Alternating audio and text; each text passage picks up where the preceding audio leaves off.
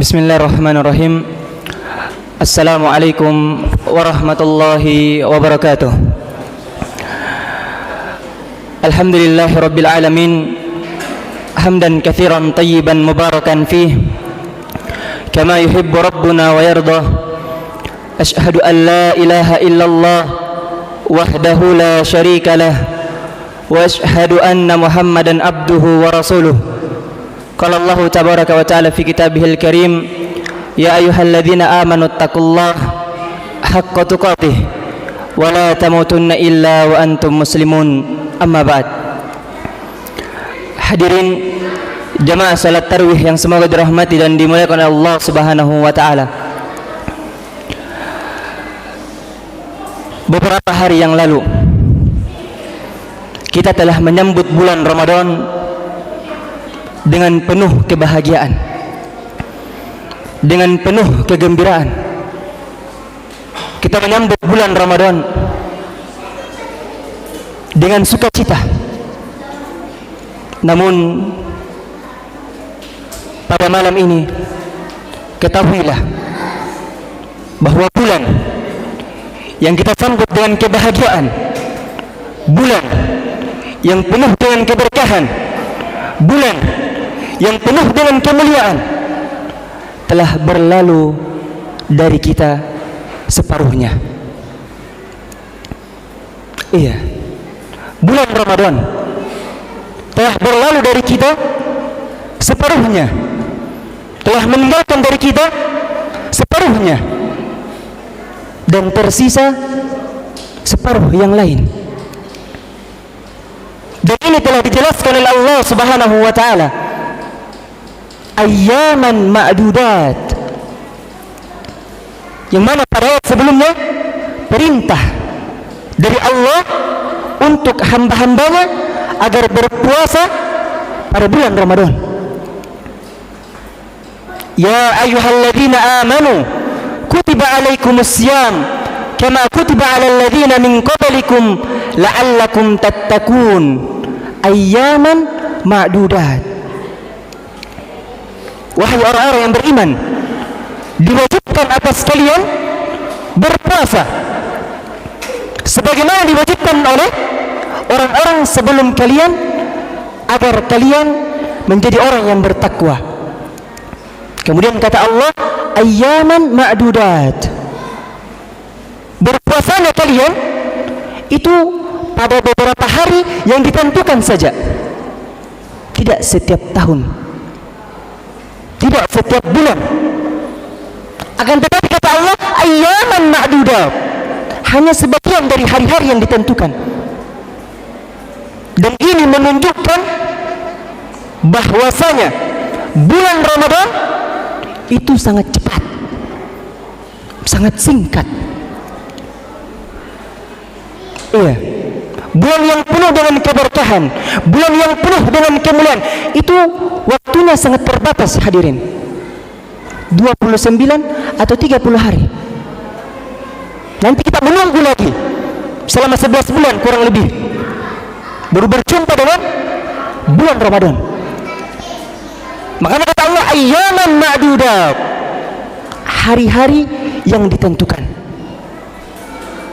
Sehingga ungkapan telah berlalu separuh dari waktu adalah ungkapan yang biasa diucapkan oleh pengajar atau pengawas ketika mengawasi siswanya ujian.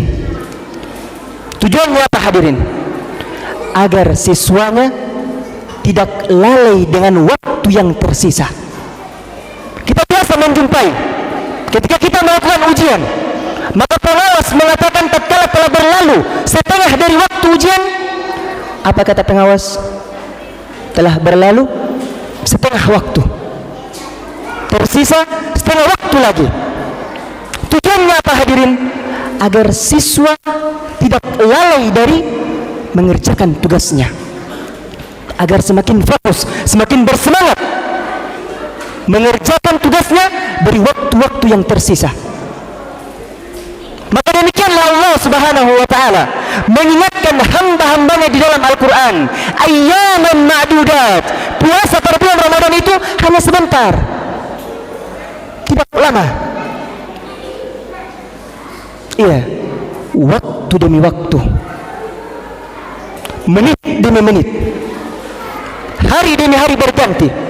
Itu tidak terasa, hadirin. Kita sekarang sudah berada pada pertengahan bulan Ramadan. Iya, tersisa setengahnya lagi. Sehingga Nabi kita alaihi salatu wassalam mengingatkan, memberitahukan agar kita tidak menjadi orang-orang yang celaka. Iya, Nabi tegaskan di dalam haditsnya, radima anfu rajul dakhala alaihi Ramadan thumma salakha qabla an yughfara lah. Kita ketahui bersama bahwasanya bulan Ramadan, bulan yang penuh dengan keberkahan, bulan yang penuh dengan kemuliaan, bulan yang penuh dengan keistimewaan, banyak sekali. Sehingga Nabi beritahukan kepada kita, sungguh celaka ini orang. Siapa? Orang yang menjumpai Ramadan, kemudian Ramadan berlalu darinya dalam keadaan orang tersebut tidak diampuni oleh Allah. Celaka dia. Bulan Ramadan, bulan pengampunan, hadirin. Sebanyak apapun dosa-dosa kita. Iya. Bukan telah jelas dari hadits Nabi alaihi salatu wassalam, man shoma ramadana imanan wa ihtisaban ghufira lahu ma taqaddama min dhanbihi.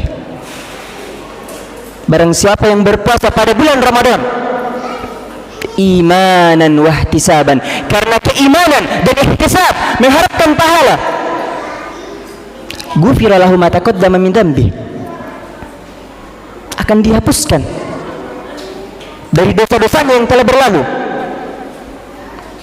Iya, dosa-dosa kecil. Namun ini sudah luar biasa, hadirin. Siapa di antara kita yang tidak memiliki dosa? Tidak apa. Nabi sendiri tegaskan, kullu bani Adam khata'. Setiap anak cucu Adam pasti melakukan dosa. Tidak ada yang lepas dari dosa, hadirin. Maka bulan Ramadan adalah kesempatan bagi hamba-hamba yang berdosa agar diampuni dosanya oleh Allah Subhanahu wa taala. Lantas betullah Nabi sallallahu alaihi wasallam terkait tentang celakanya seseorang apabila berlalu Ramadan namun dosanya belum diampuni oleh Allah. Karena banyak pintu-pintu ketaatan yang dengannya seorang hamba diampuni dosanya oleh Allah Subhanahu wa taala. Di antaranya puasa tadi. Kemudian di antara amalan yang lain yang dengannya menghapuskan dosa seorang hamba, Nabi SAW bersabda, man qama ramadana imanan wa ihtisaban ghufira lahu ma taqaddama min dhanbihi. Barang siapa yang salat malam, salat tarawih pada bulan Ramadan karena keimanan dan ihtisab, mengharapkan pahala dari Allah, ghufira lahu ma taqaddama min dhanbihi, akan dihapuskan, diampuni dosa-dosa yang telah berlalu. Pengampunan, hadirin, bulan pengampunan, sehingga betul-betul celaka seseorang ketika berlalu Ramadan dalam keadaan dosanya tidak diampuni sedikitpun oleh Allah Subhanahu wa taala. Celaka dia.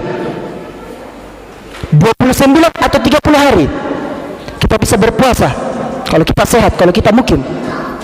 29 atau 30 hari kita sholat tarawih pada malam-malam Ramadan. Jika kita lakukan ini karena keimanan dan ihtisab, Allah akan ampuni, Allah akan hapus dosa-dosa kita, hadirin. Tapi kapan kita tidak melakukan karena keimanan, kita tidak melakukan karena mengharap pahala, rugi kita.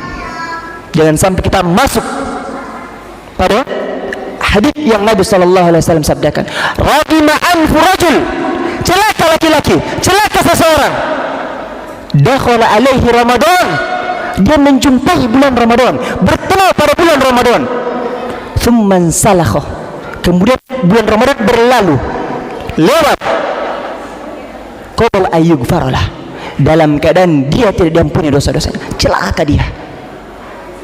Iya, melewatkan kesempatan yang begitu besar. Oleh karenanya, nasihat bagi kami pribadi dan terkhusus kepada jemaah sekalian, apabila kita tidak memberikan sambutan yang baik ketika berjumpa pada bulan Ramadan, setidaknya kita memberikan perpisahan yang terbaik. Kalaulah dari awal Ramadan sampai malam ke-15 malam ini, sampai malam ke-15 kita tidak pernah mengaji, kita jarang mengaji, jarang bersedekah, jarang melakukan kebaikan-kebaikan, maka setidaknya setengah dari akhir malam ke-16 sampai malam ke-29 atau 30 kita berikan yang terbaik. Mulai rajin membaca Al-Quran, mulai rajin bersedekah, mulai rajin melakukan kebaikan. Bukankah Nabi SAW bersabda, innamal a'malu bil khawatim, sesungguhnya amalan itu tergantung pada penutupnya, bukan awalnya yang dilihat, hadirin. Karena kita tidak menutup kemungkinan yang kita jumpai di zaman ini, masjid penuh itu malam pertama, malam kedua, ketiga, malam keempat sampai akhir, syukur-syukur kalau masih ada sandalnya. Yang penuh apa, hadirin? Mal-mal, tempat perbelanjaan. Dan itu yang terjadi. Padahal hakikat kehebatan, kedahsyatan, kemuliaan, keberkahan bulan Ramadan ada pada 10 malam terakhir. 10 malam terakhir, bukan 10 awal, bukan 10 pertengahan, 10 terakhir pada bulan Ramadan. Kenapa, hadirin? Karena pada 10 malam terakhir di situ Nabi SAW bersabda, terdapat satu malam yang lebih baik dari 1000 bulan. Itu terdapat di 10 malam terakhir, hadirin. Bukan 10 awal, 10 pertengahan, 10 akhir. Lantas, kalau kita sebagai orang yang semangatnya di awal-awal saja, apakah kira-kira kita bisa menjumpai malam yang lebih baik dari 1000 bulan ini? Kalau hanya di awalnya saja semangat, semakin lama semakin malas, semakin menurun. Jangan, hadirin. Nabi tidak mengajarkan seperti itu. Nabi itu sebaliknya. Apabila telah masuk 10 malam terakhir, beliau mengencangkan sarungnya. Beliau tidak mendatangi istri-istrinya, beliau menanggungan keluarganya, kemudian melakukan i'tikaf di dalam masjid. Beliau fokus beribadah di 10 malam terakhir. Iya. Innamal a'malu bil khawatim. Amalan itu tergantung dari penutupnya, bukan di awal, bukan pertengahan, tapi di akhir, hadirin.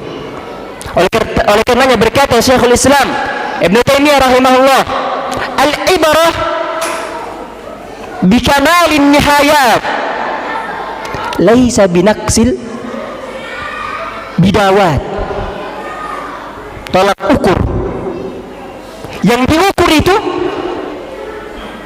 dari kesempurnaan suatu amalan dilihat dari akhirnya, bukan kekurangan pada awalnya. Kalau di awal kita kurang mampu dalam penyambutan terhadap bulan Ramadan, mungkin wajar. Kita belum tahu tentang keutamaan Ramadan, tentang keutamaan puasa, tentang keutamaan qiyamul lail, tentang keutamaan tilawatul Quran, wajar. Namun pertengahan, hadirin, kita sudah memiliki ilmu keutamaan membaca Al-Quran. Iqra'ul Quran fa innahu ya'ti yaumal qiyamah syafi'an li ashabi. Baca Al-Quran karena Al-Quran akan datang pada hari kiamat sebagai syafi'an, penolong bagi pembacanya. Kemudian kita rajin salat malam, sudah ada ilmu sehingga lakukan perpisahan yang terbaik. Ramadan lagi-lagi ayyaman ma'dudat, hari-hari yang sangat sebentar. Itu tidak terasa hadirin. Kemarin baru menyambut, sekarang sudah pertengahan, tidak lama ya Idul Fitri. Maka perhatikan perkataan Syekhul Islam Ibnu Taimiyah rahimahullah. Tolak ukurnya itu seseorang dilihat dari akhirnya. Bagaimana dia di akhir dalam suatu amalan? Apakah dia bersungguh-sungguh tetap semangat, atau semakin akhir semakin malas, semakin menurun? Bukan di awalnya. Karena kalau di awal semua orang semangat di awal. Buktikan masjid-masjid itu penuhnya awal-awal saja. Adapun semakin akhir, semakin kesini semakin berkurang. Dan itu nyata hadirin, dimanapun. Iya. Sehingga ulama lain mengatakan, jika kalian tidak bisa memberikan penyambutan yang baik, maka berikanlah perpisahan yang terbaik. Mirip-mirip dengan perkataan Syekhul Islam Ibnu Taimiyah. Ulama lain mengatakan, perbaikilah apa yang tersisa. Semoga dengan apa yang kau perbaiki mengampuni dari apa-apa yang telah lalai darimu, apa yang telah luput darimu. Mungkin 15 awal lagi-lagi kita mungkin malas mengaji, malas bersedekah. Di 15 terakhir kita semakin gencar, semangat. Karena yang dilihat hadirin akhirnya, bukan awalnya. Innamal a'malu bil khawatim. Iya. Sehingga dikisahkan bahwa Abu Musa al-Asy'ari radhiyallahu ta'ala an, ketika itu beliau sakit yang dengannya beliau wafat. Iya. Maka beliau dikatakan kepadanya, sebaiknya Anda istirahat saja, jangan paksakan beribadah. Iya. Tapi apa kata beliau? Sesungguhnya kuda pacu, iya, tatkala melihat garis finish, maka dia akan mengerahkan kekuatannya untuk sampai dengan tujuannya. Kuda pacu kalau melihat garis finish, dia akan semakin mengeluarkan tenaganya untuk sampai di garis finish. Artinya semakin akhir semakin bersemangat, jangan melemah. Dan itu yang diajarkan oleh Nabi kita sallallahu alaihi wasallam. Beliau mengencangkan sarung-sarungnya, iya, tidak mendatangi istri-istrinya, bahkan membangunkan istrinya untuk qiyamul lail, mengejar keutamaan satu malam yang lebih baik dari 1000 bulan. Maka yang perlu kita pahami, yang perlu kita garis bawahi adalah manfaatkan waktu-waktu terakhir dari bulan Ramadan ini. Walaupun sebelum-sebelumnya kita termasuk orang-orang yang lalai, manfaatkan yang ada. Tidak usah pikirkan yang berlalu. Yang berlalu biarlah berlalu. Kita fokus yang akan datang. Mulai baca Al-Quran, mulai bersedekah, mulai sholat malam. Hidupkan Ramadan kita, karena yang dilihat adalah akhirnya. Kemudian kita tutup dengan pertanyaan Aisyah radhiyallahu ta'ala anha. Ketika itu beliau bertanya kepada Nabi alaihi salatu wassalam, bagaimana pendapatmu ketika saya mendapatkan malam Lailatul Qadar, apa yang seharusnya saya lakukan? Iya, apa yang saya harus lakukan kalau misalnya saya menjumpai malam Lailatul Qadar? Ini terkhusus di 10 malam terakhir hadirin, karena di situ waktunya. Bagaimana pendapatmu ya Rasulullah? Maka Nabi bersabda, "Quli Allahumma innaka afuun tuhibbul afwa fa'fu anni." Katakan wahai di 10 malam terakhir, ya Allah, innaka afuwun, sesungguhnya engkau maha pemaaf, tuhibbul afwa, engkau cintai sifat maaf, fa'fu anni, maka maafkanlah saya. Lihat ajaran Nabi, tidak dipungkiri malam Lailatul Qadar itu doa dikabulkan hadirin. Tapi apa pengajaran Nabi SAW terhadap istrinya? Doa pengampunan. Bukan doa meminta jabatan, bukan doa meminta dunia, tapi doa meminta pengampunan kepada Allah Subhanahu wa taala. Allahumma innaka afuwun tuhibbul afwa fa'fu anni. Kata Nabi SAW, katakan ya Aisyah, Allahumma innaka afuwun tuhibbul afwa fa'fu anni. Ya Allah, engkau maha pemaaf, engkau cinta sifat maaf, maka maafkanlah saya. Maka perbanyak membaca doa tersebut di sisa-sisa Ramadan ini hadirin. Iya. Kenapa bukan maghfirah? Iya, yang sama-sama maknanya maaf.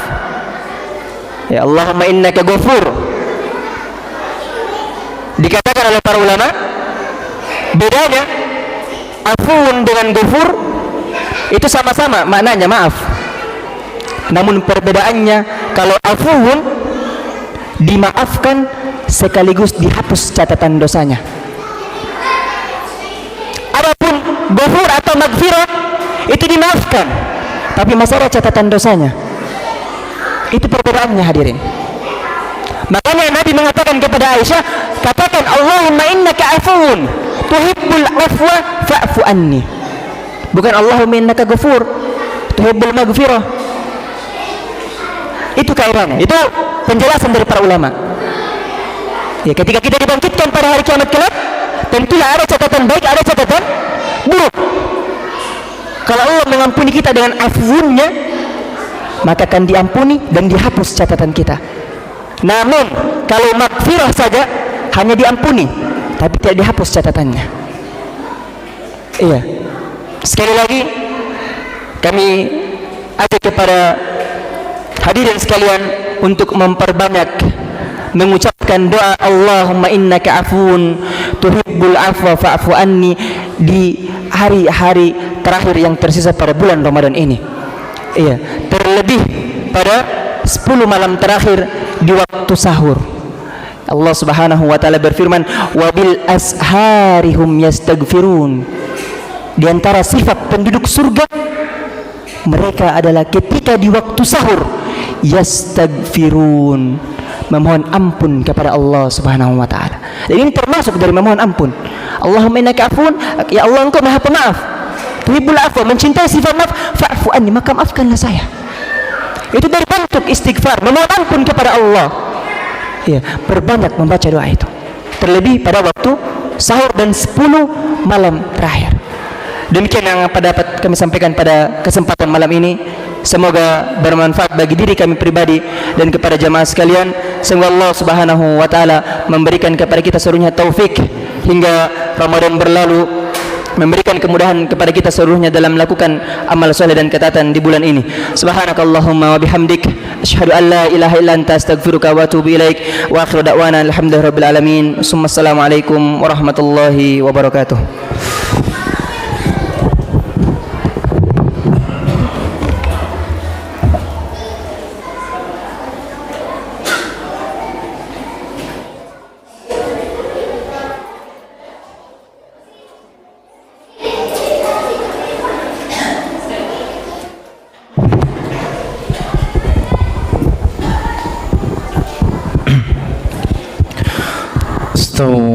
Istaqimu wa'tadilu, sawu sufufakum, lurus dan rapatkan saf, isi saf-saf yang masih kosong.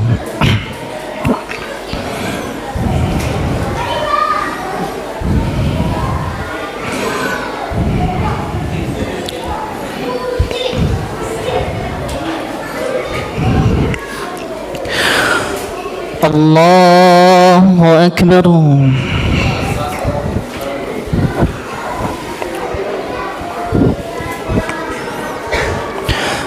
الحمد لله رب العالمين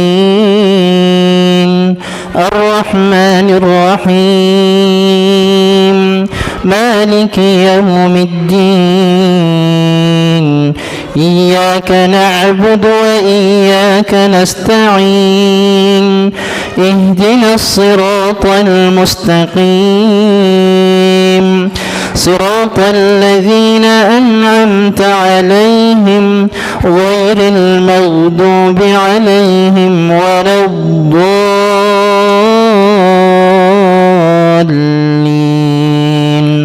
آمين.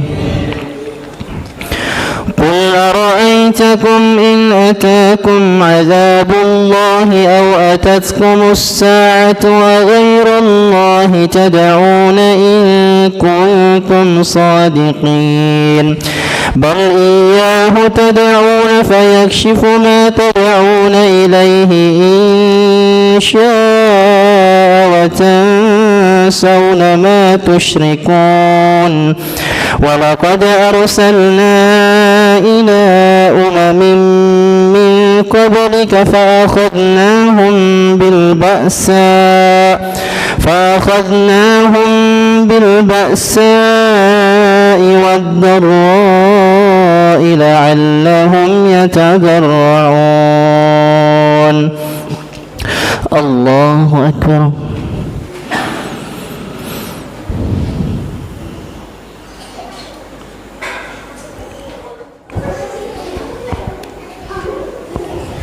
سمع الله لمن حمده. الله أكبر.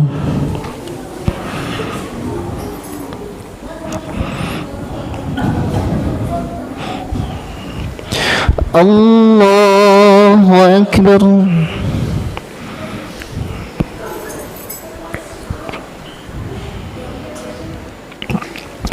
الله أكبر.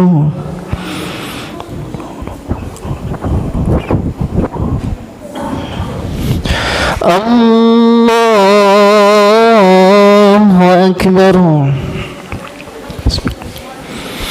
الحمد لله رب العالمين الرحمن الرحيم مالك يوم الدين إياك نعبد وإياك نستعين اهدنا الصراط المستقيم صراط الذين أنعمت عليهم غير المغضوب عليهم ولا الضالين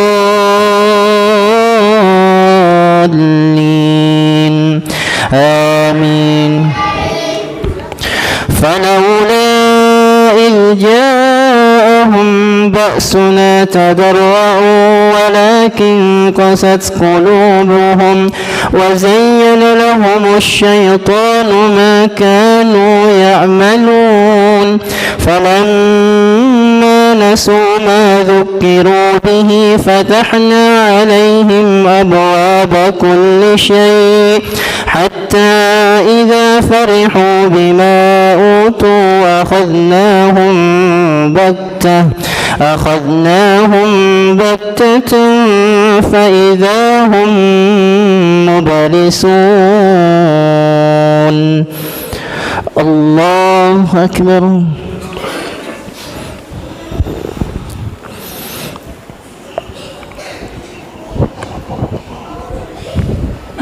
سمع الله لمن حمده. الله أكبر.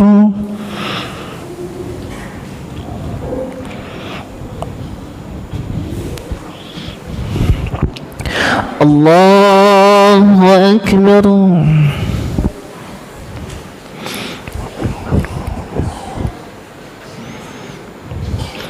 الله أكبر.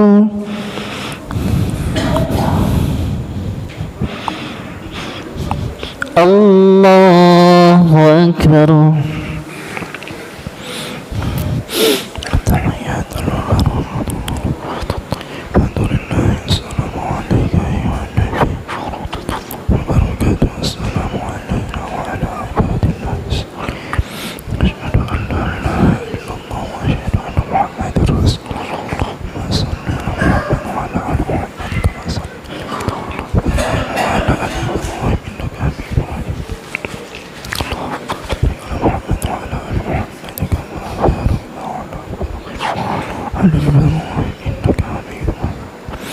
السلام عليكم ورحمة الله. السلام عليكم ورحمة الله.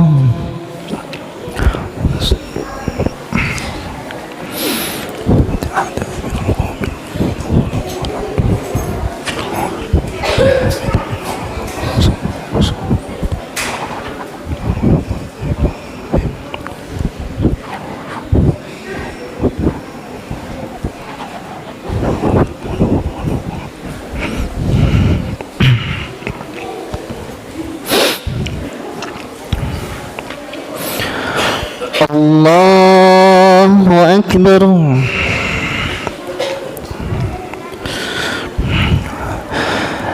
الحمد لله رب العالمين الرحمن الرحيم مالك يوم الدين إياك نعبد وإياك نستعين اهدنا الصراط المستقيم صراط الذين أنعمت عليهم غير المغضوب عليهم ولا الضالين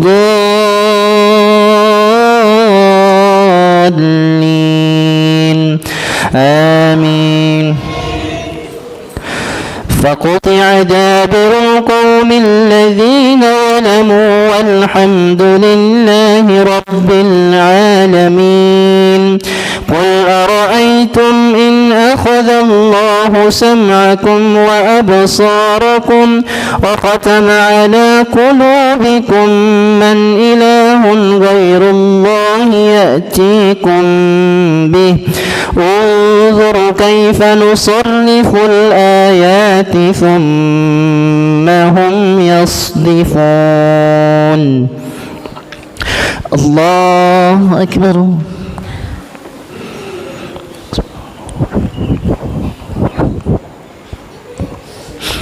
سمع الله لمن حمده. الله أكبر.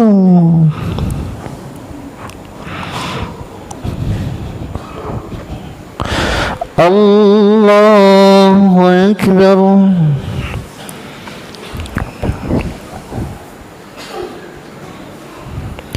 الله أكبر.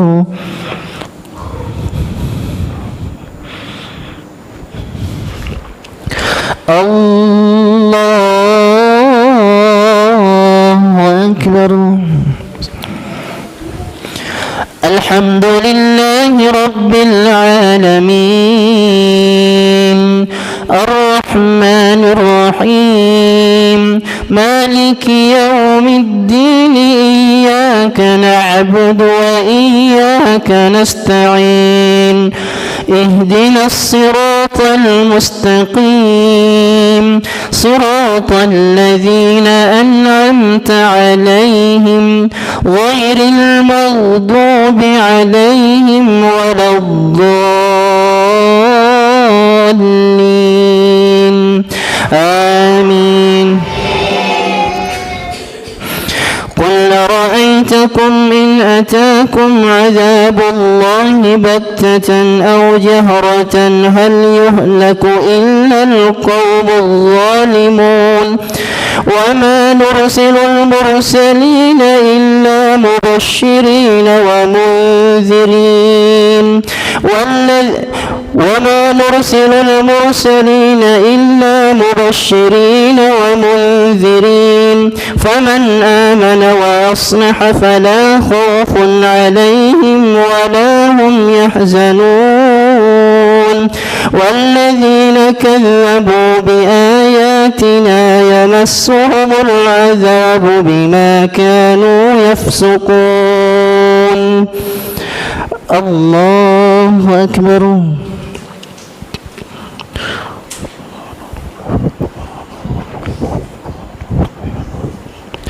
سمع الله لمن حمده. الله أكبر.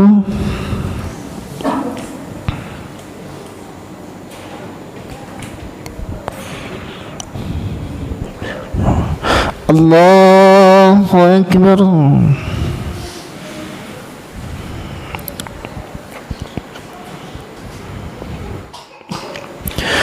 الله أكبر.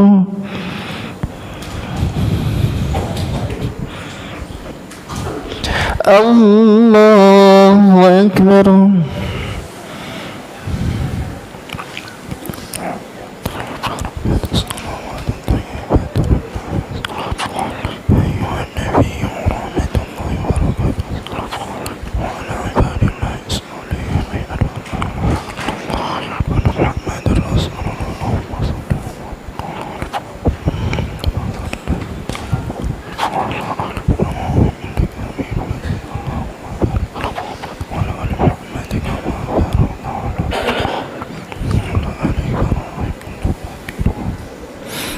السلام عليكم ورحمة الله.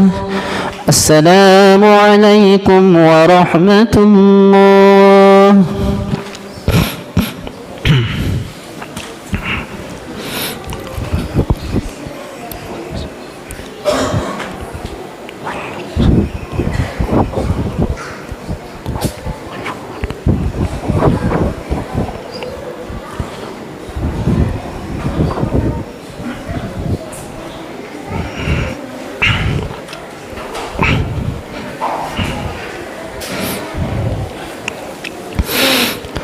الله أكبر.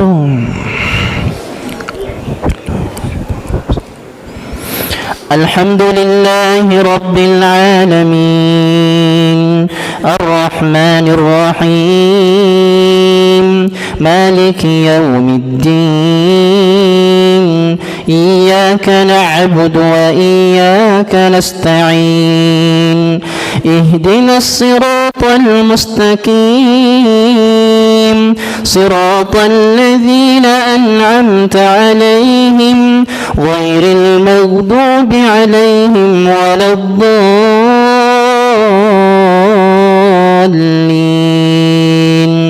آمين. قل لا أقول لكم إني خزائن الله ولا أعلم الغيب ولا أقول لكم إني ملك إن أتبع إلا ما يوحى إلي قل هل يستوي الأعمى والبصير أفلا تتفكرون. وأنذر به الذين يخافون أن يحشروا إلى ربهم ليس لهم من دونه ولي ولا شفيع لعلهم يتقون. الله أكبر.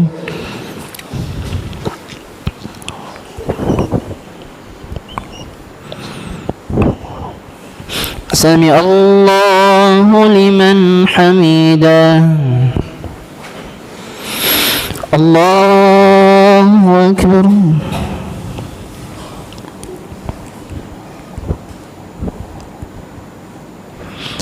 الله أكبر.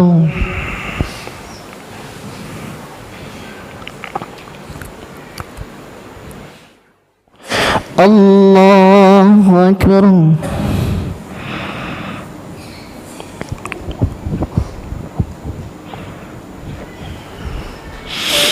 الله أكبر. الحمد لله رب العالمين الرحمن الرحيم مالك يوم الدين إياك نعبد وإياك نستعين اهدنا الصراط المستقيم صراط الذين أنعمت عليهم غير المغضوب عليهم ولا الضالين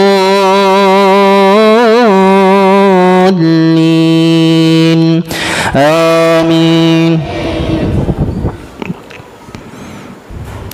ولا تطرد الذين يدعون ربهم بالغداة والعشي يريدون وجهه ما عليك من حسابهم من شيء وما من حسابك عليهم من شيء فتطردهم فتكون من الظالمين وكذلك فتنا بعضهم ببعض ليقولوا أهؤلاء من الله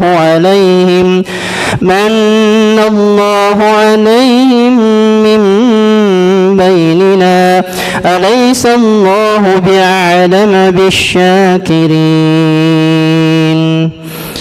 الله أكبر.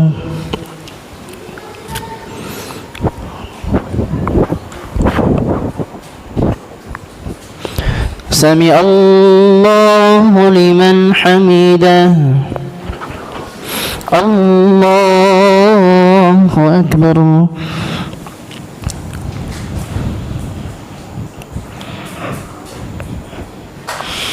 الله أكبر.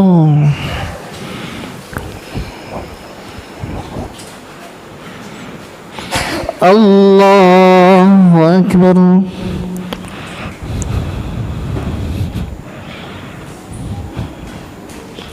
الله أكبر.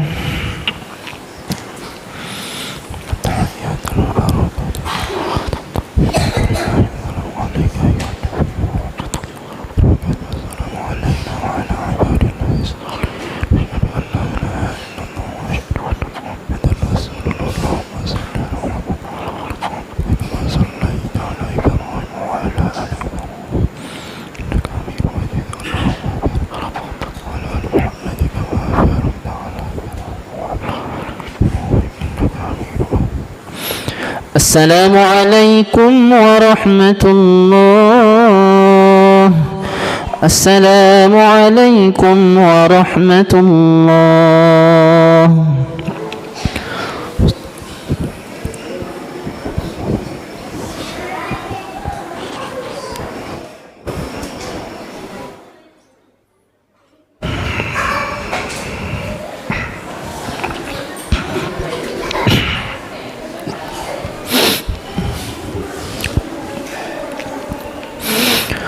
الله أكبر.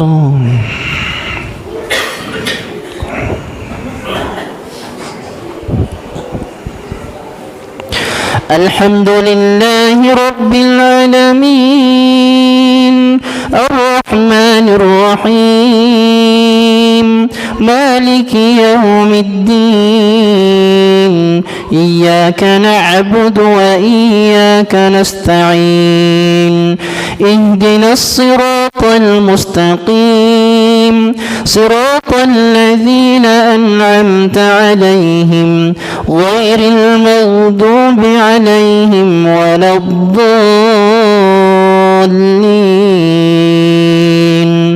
آمين. وإذا جاءك الذين يؤمنون بآياتنا فقل سلام عليكم كتب ربكم على نفسه الرحمة أنه من عمل منكم سوءا بجهالة ثم تاب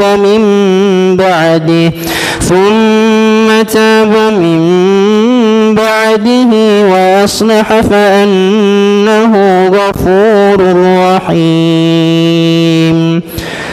الله أكبر.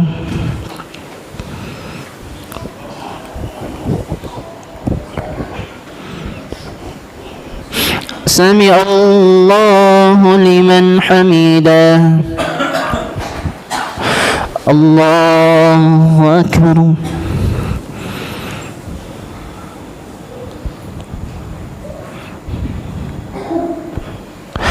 الله أكبر.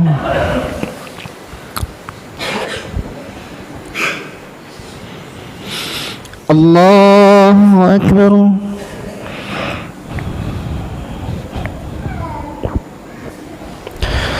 الله أكبر. الحمد لله رب العالمين الرحمن الرحيم مالك يوم الدين إياك نعبد وإياك نستعين اهدنا الصراط المستقيم صراط الذين أنعمت عليهم غير المغضوب عليهم ولا الضالين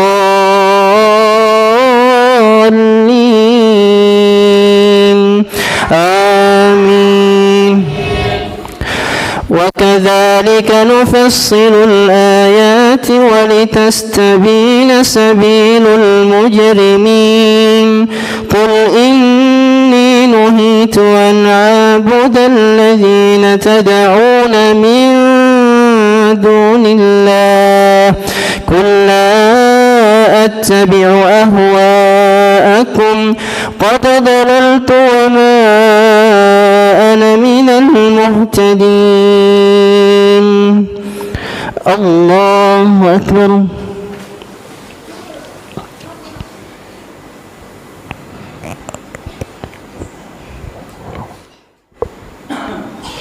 سمع الله لمن حمده. الله أكبر.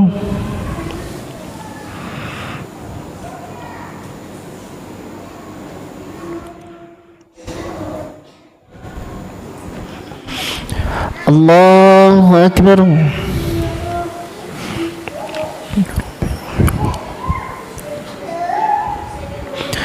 الله أكبر.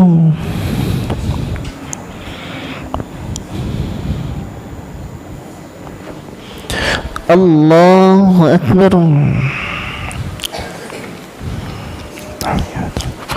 الصلوات الطيبات أيها النبي ورحمة الله وبركاته وعلى عباد الله الصالحين محمد رسول الله صلى الله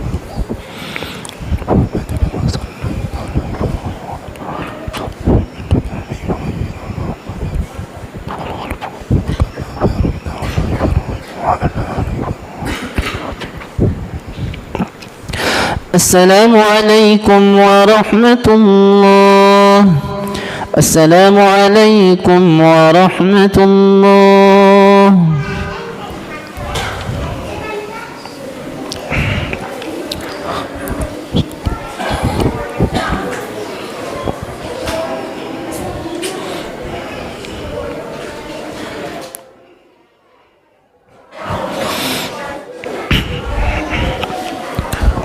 witir.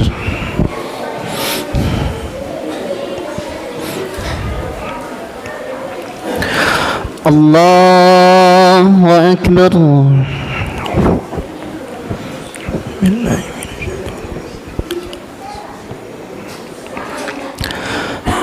الحمد لله رب العالمين الرحمن الرحيم مالك يوم الدين إياك نعبد وإياك نستعين اهدنا الصراط المستقيم صراط الذين أنعمت عليهم غير المغضوب عليهم ولا الضالين آمين.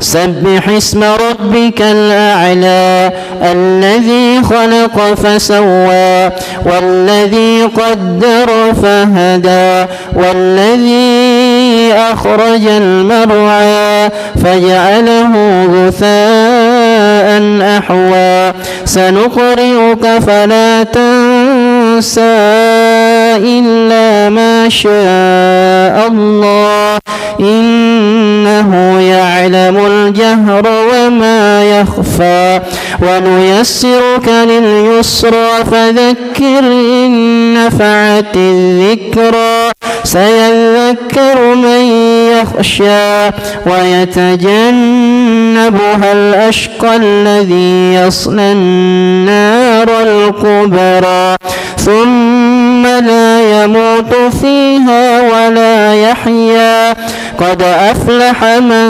تزكى وذكر اسم ربه فصلى بل تؤثرون الحياة الدنيا والآخرة خير وأبقى إن هذا لفي الصحف الأولى صحف إبراهيم وموسى. الله أكبر.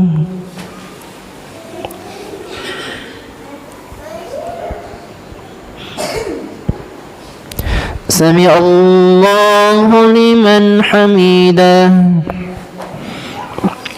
الله أكبر.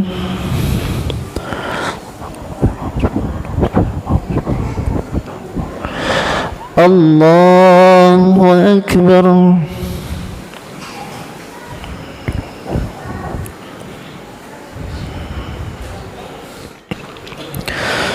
الله أكبر.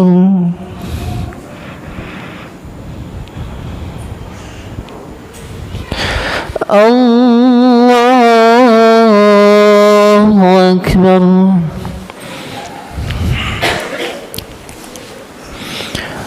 الحمد لله رب العالمين الرحمن الرحيم مالك يوم الدين إياك نعبد وإياك نستعين اهدنا الصراط المستقيم صراط الذين أنعمت عليهم غير المغضوب عليهم ولا الضالين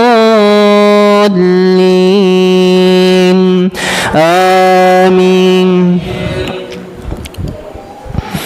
قل يا أيها الكافرون لا أعبد ما تعبدون ولا أنتم عابدون ما أعبد ولا أنا عابد ما عبدتم ولا أنتم عابدون ما أعبد لكم دينكم ولي دين.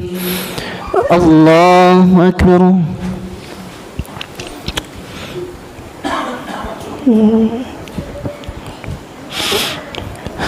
سمع الله لمن حمده. الله أكبر.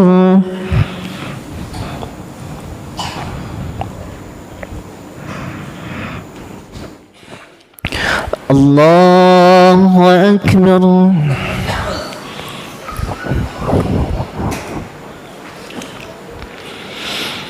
الله أكبر.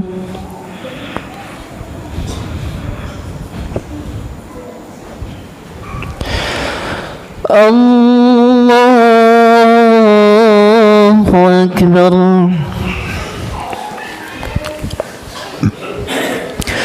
الحمد لله رب العالمين الرحمن الرحيم مالك يوم الدين إياك نعبد وإياك نستعين اهدنا الصراط المستقيم صراط الذين أنعمت عليهم غير المغضوب عليهم ولا الضالين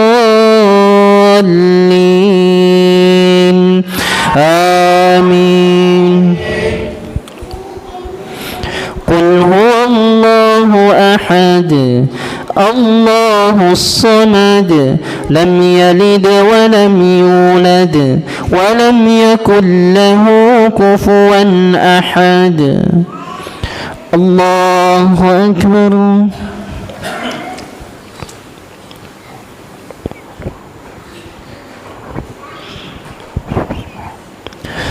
سمع الله لمن حمده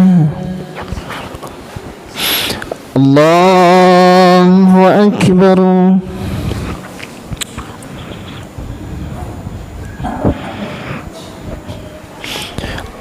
الله أكبر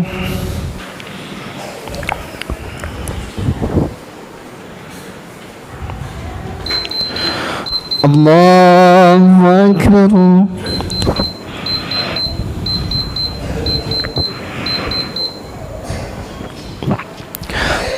الله أكبر